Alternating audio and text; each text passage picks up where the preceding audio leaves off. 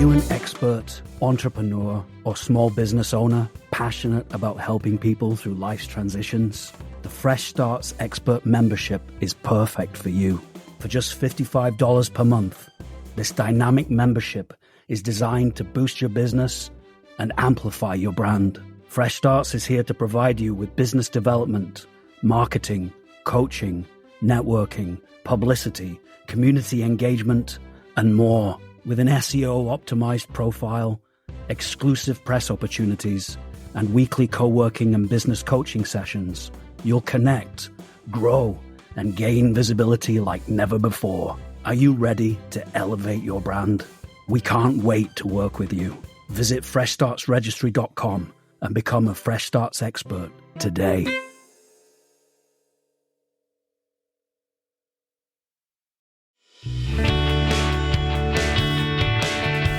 Welcome to Simple Tips to Support Yourself, the podcast series that's here to help you master the art of adulting without losing your mind.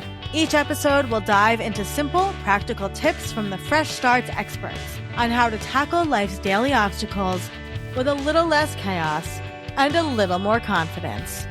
Whether it's figuring out finances, tackling that never-ending laundry pile, or even learning how to make a doctor's appointment without breaking into a cold sweat, we've got you covered. So grab your coffee and get ready to learn, laugh, and maybe even feel like you've got this whole being an adult thing under control. Let's do this together, because here at Fresh Starts, you never have to adult by yourself.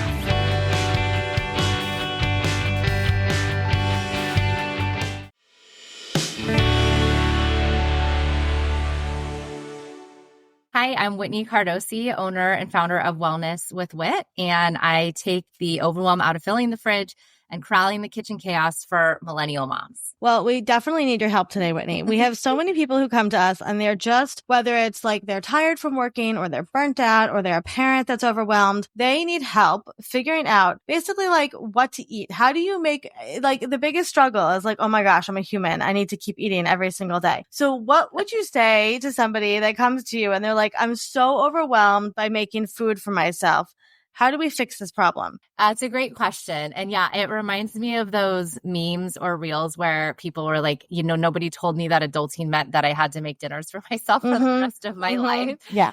And if you think about it that way, it is very overwhelming, especially if you are cooking for other people in your household or whatever that looks like. And so my first tip is don't try to think about it that way. Just take it one day mindset shift. Yeah, mindset shift. One day at a time. I think first and foremost, the first thing is really understanding like, what is your goal? I think most people, maybe not all, but most people probably have some sort of health goal in mind when they are making food. It could be as simple as just feeding people, right? But, assuming that you're someone that has some sort of, health goals in mind, I think it's really important to first and foremost understand, like, what are your goals? Like, what are you trying to achieve so that the food that you're cooking is helping you achieve that? So for example, for me, my baseline for everything that I do in terms of nutrition, and even exercise is supporting my mental and emotional health. Because as a mom of 2 young kids and a business owner, if I'm not of sound mind, then nothing is happening the way that I want it to, right? I'm not making rational decisions. I'm tired, all of those things.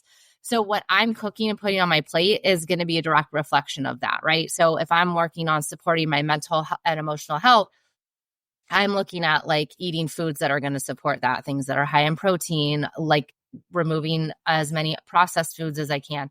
So I'm just using myself as an example. If you're someone who is focused on, say, losing weight, then maybe you're more focused on counting macros, right? And things like that. So just know first and foremost going into it, what is your goal? And if your goal is literally just to get food on the table, then hey, it's a little bit easier, right? And so that's where I go first. And then once you know that, then it's, and I preach this to everybody, it's really just comes down to having the right foods in your house. And so I'm a big believer in making sure that you're always keeping your favorite pantry and refrigerator staples on hand.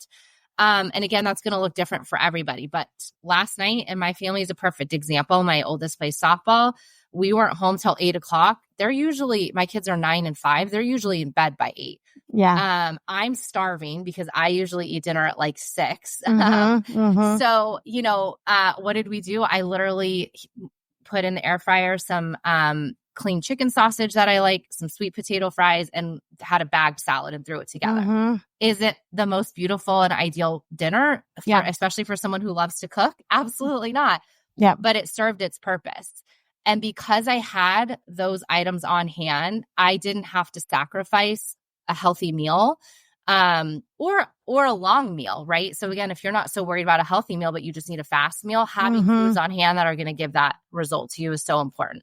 So in my opinion, while meal prepping is amazing, and if you are someone who does that successfully and consistently, do it. Not me me. neither. It's the last thing I want to do is spend a Sunday weekend day grocery shopping and cooking food, and I'd rather be hanging with my family.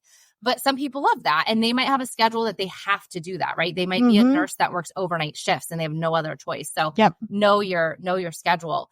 But if you have the right foods on hand, then it makes it easy. And the last thing I'll say is, I think too often we plan for an ideal situation, right? We're watching this woman on Instagram make these beautiful meals and putting them in these beautiful glass containers, and we want that, right? Because in our mind, we see that, and we think that's going to bring us joy. So I kind of plan for the worst case scenario, right? Which last night for us is kind of one of those. It's not a bad thing, but so I'm not above, even though I'm someone who believes in minimizing processed foods in the house. I'm not above always keeping a bagged salad on hand, because at the end of the day, that's going to be better than me either starving myself or grabbing a bag of Cheetos, And so just really kind of planning for that worst case scenario, because you never know what's going to come up in life.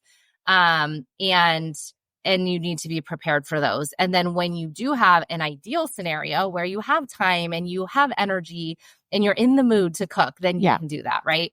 And the last thing that I'll say is reframing what we think a meal needs to look like, right? Like in our mind, it's like this, it's a casserole, or it's, this beautiful piece of steak dinner with vegetables.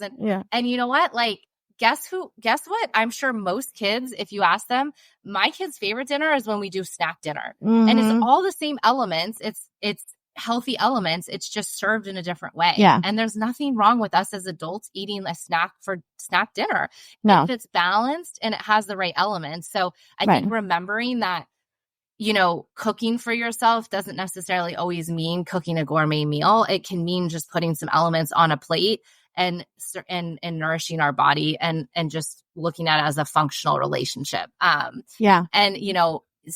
weaving in those moments where it can be more of a love relationship and you actually are cooking and doing those things, but don't be afraid to just throw some stuff on a plate. And as long as it's balanced and you have those in my favorite is now, I take my snack box to my daughter's softball game, and that's like my dinner. And if I'm hungry when I get home, then I'll have a shake or something light, but it doesn't have to be a prepared gourmet meal. Yeah, I love I could talk about this with you forever. I love everything you said. I want to dig into a couple of things you said. Something we believe very strongly, and a lot of the content we do around food is fed is best for adults too. Right? Yes. And I love that you said, like, what's your goal? Right. And health is just fed, right? Like what you said, like sometimes you just need to feed your kids, right? Maybe you're going through a health crisis. Maybe you had a really bad day and your kids need dinner, right? That's health, right? Not every meal needs to be like a protein and a vegetable right? And I love that you said that, like, the other thing you said is maybe your goal is a quick meal, right? Whatever your goal is, but to have those pantry items prepared, right? So that you can throw those things together. We are a huge fan of bagged lettuce.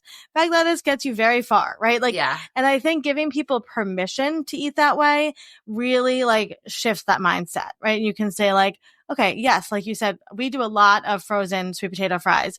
We do a Same. lot of chicken sausage. We have chicken sausage at almost every meal, right? There's like so much chicken sausage. And like, even like, I love the bagged or the frozen chicken tenders, right? Yeah. Throw them in the air fryer, put them in the oven, right? That's great. And like, your kids will eat that. So you'll eat that. I eat them, right? You cut them up over a salad, right? There's so many different things you could do. But so much of what you're saying is just giving people permission to think outside the box. And I love that. Yeah. And I think it's, it's scary because I kind of went down a road for a while where I was like very dogmatic, not necessarily outwardly, but with myself about what I could eat. And, there's a lot of accounts out there that are disguised as educating when they're really fear mongering. And it's scary, right? Because there's one in particular that I won't unfollow because I'm like want to keep my finger on the pulse of like what she's sharing. And maybe her goal is to help people. But what I find anytime I go to the comments is literally the same comment every single time. Well, what are we supposed to eat? And usually she's then shifting that to, support something that she's selling, right? Which is fine. There's nothing wrong with that. Right. I'm in direct sales. Like there's a functionality there that I have nothing wrong with. But I just think getting back to my point, there's a lot of fear mongering out there about food. And it's so there's finding that balance of the fear mongering with, yes, that we do need to be educated because there's a lot that's going on in our country in particular that we don't know. So understanding that, but without the fear mongering and just educating so that we can be empowered is so important for adults and kids. Yeah.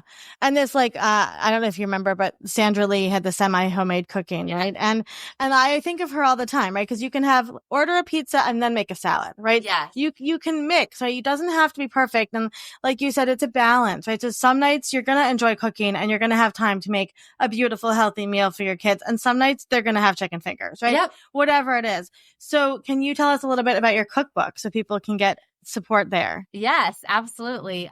So it's called In the Kitchen, Healthy Meals You'll Actually Enjoy. Yeah. And I can only hear my kids saying that in my head now every time they made like a commercial for me. But going back to one of my tips was this pantry staples. I really go with like cook through that lens. And so this book is really sort of taking that concept of like using those pantry staples for everything that we cook. And so in between each section, I include like, here's the pantry staples that you're going to use most, or maybe it's just something different that you don't have that you want to have on hand. And I give a lot of swaps for some basic things that tend to lean towards the dairy-free, gluten-free, and soy-free, but you can certainly make whatever adjustments work for you and your lifestyle. And then I also am just a firm believer, again, going back to this idea of like minimizing processed foods. And again, that is best.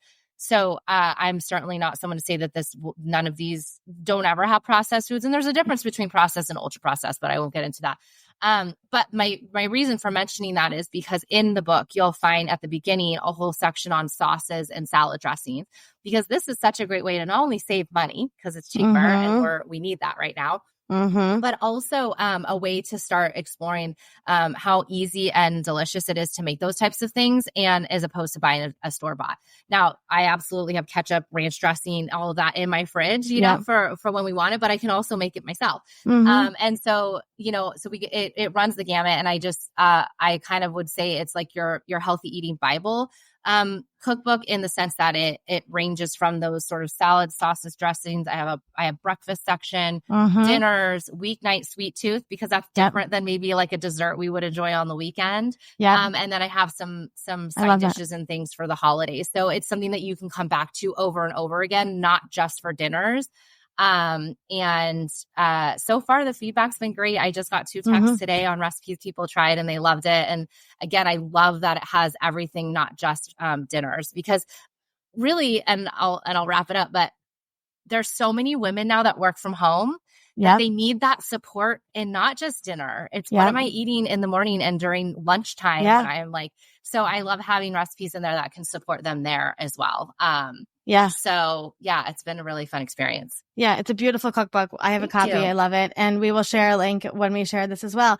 Whitney, you are a brilliant cooking kitchen genius person, and we're so happy you're part of the Fresh Starts community. So if anybody would like more info on Whitney, you can go to freshstartsregistry.com/experts and go find her there.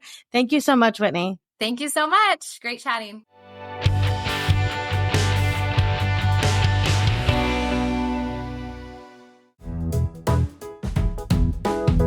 Thank you for listening to today's episode. A Fresh Story podcast is produced by Fresh Starts Registry, the first and only platform for everything you need to begin again, from home items to Hype Team and everything in between.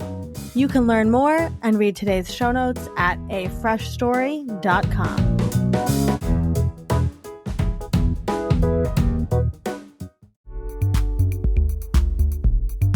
Are you a freelancer, solopreneur, writer, creative, or professional looking to achieve your goals within a supportive community? Have you found that working from home on your own gets lonely? That you're missing the accountability and community of a positive workplace environment? We understand. And we're so excited to introduce you to the Fresh Starts Collective.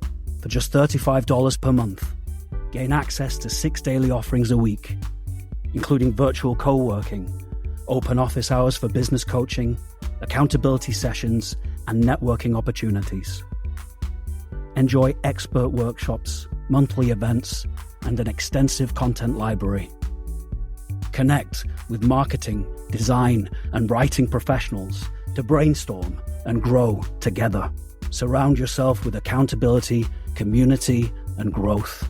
Elevate your journey with the Fresh Starts Collective for only $35 per month. Visit freshstartsregistry.com and join us today.